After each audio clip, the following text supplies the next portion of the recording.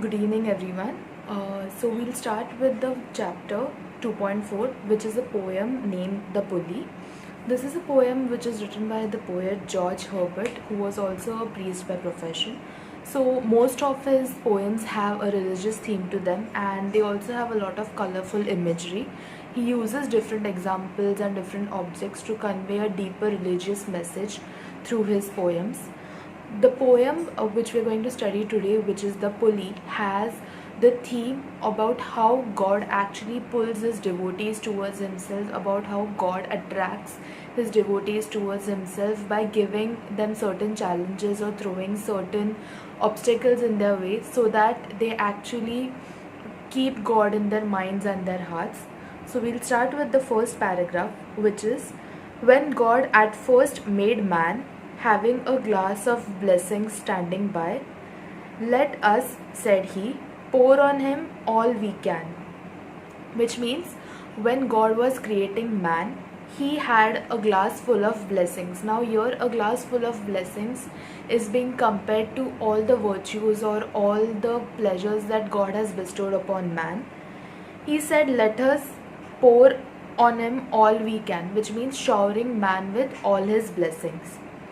Let the world's riches, which dispersed means scattered, and the world's riches means all the money that is there in the world, all the wealth that is there in the world, which is scattered among different parts of the world, contract into a span. Contract means to collect together, to come together, and span means a very small space.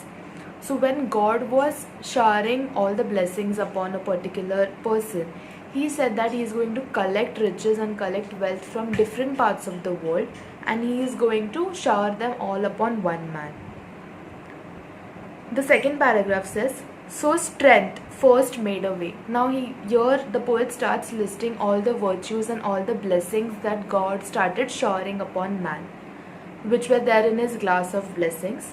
So the first virtue is strength, which means a person can be strong, can be physically strong, mentally strong. Then beauty flowed. Along with that, beauty. So physical appearance, or the way a person looks, his personality is that. Followed by wisdom, which is intelligence. Honor, which means the fame that a man gets. Pleasure, which means he enjoys all the good things that life has to offer. So the virtues that God started bestowing upon man were strength, beauty, wisdom, honor, and pleasure. When almost all was out, God made a stay. So when God started showering virtues upon man, he did strength, he showered beauty, he showered honor, he showered pleasure, but then he put a stop to it. Why? This is what the poet has explained further. Perceiving that alone of all his treasures rest in the bottom lay. So that one virtue, that one blessing that God did not shower upon his disciples, or God did not shower upon man, was rest. Perceiving that alone of all his treasures rest in the bottom lay. So after God showered all of his virtues on people, he just did not give them one thing, which is rest. Now here, being at rest means being content with whatever you have, being happy with whatever you have. And as we all know, no person, however rich he might be or however famous he or she might be, they are never at ease with what they have. They are always restless, they are always anxious because they want more. So here the poet tries to say that God gave man everything. He gave him fame, beauty, honor, intelligence, everything. But he did not give him the ability to be content or to be at peace with whatever he has. And which is the reason why man constantly keeps on working towards achieving more and more of something. It may be more money, more fame, more beauty, or things like that. For if I should, said he, bestow this jewel also on my creature. Bestow means to give someone, to grant someone.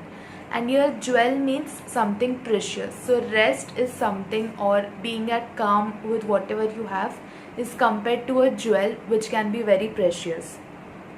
He would adore my gifts instead of me. Adore means loving something very much. So here, the poet tries to say that if God had given everything to man, man would have forgotten God. He would not have been able to remember God in his prayers. Because we all know that whenever we face some difficulty or whenever we are not happy with the things that we have in life, religious people or people who believe in God, they actually say a prayer, they probably go to religious places to calm their minds with the hope that their wishes will be fulfilled. So here God has said that if he had given rest also to mankind, they would have forgotten God, they would have not come to him, or they would have not remembered him. And rest in nature, not the God of nature. So mankind would have just been at peace with themselves and they would have not believed in God. So both should losers be.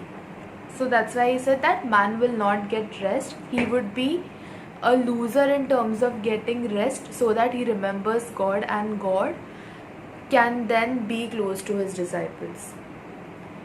Yet let him keep the rest. Now here rest means let him keep all the other virtues which we saw. Honor, fame, intelligence, beauty. But keep them with repining restlessness. Repining restlessness means being continuously in want of something, being restless, constantly trying to achieve something. Let him be rich and very. Very means tired, very much tired. So let the man be rich but also very tired of running in the rat race of constantly trying to achieve something. That at last, if goodness lead him not, yet weariness may toss him to my breast. So here what God tries to say is that if goodness does not lead him, if being religious or if true worship towards God does not lead the disciples to him, at least anxiousness or at least that restlessness will make people remember that they have to pray to God, they have to actually ask God for something. At least on this pretext, people will remember God in their prayers, they will be close to him, they will go to God's doorstep. So what the poet has tried to actually convey through this entire poem is that people usually just remember God when they need him, when they want something or when they are in trouble. There are very few people who will actually remember God because they believe in him, because they want to be grateful to God, because they want to be thankful to God. So according to the poet, what God has did is that he has attached a pulley. So pulley basically means if you have seen a well, people usually drop a bucket into the well and they start pulling it. By force of pulling, that bucket comes up filled with water.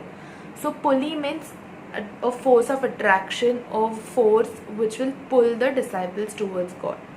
Now what that force is restlessness. The ability that man cannot be at ease with himself, cannot be content with all that they have in life, and hence they believe that God will help their troubles, God will help them to achieve everything that they want. This is the pulley that connects God and his disciples. This is the entire gist of this poem, and what is actually peculiar about this poem is that a religious notion, which is God or God being connected to his disciples, is actually compared to a pulley. A pulley is something which is very scientific in nature. So the poet has brought together two stark contrasts, which is religion and science together, and he has combined a beautiful poem with this. I hope you understood the poem. The appreciation for this poem will be discussed later. Thank you.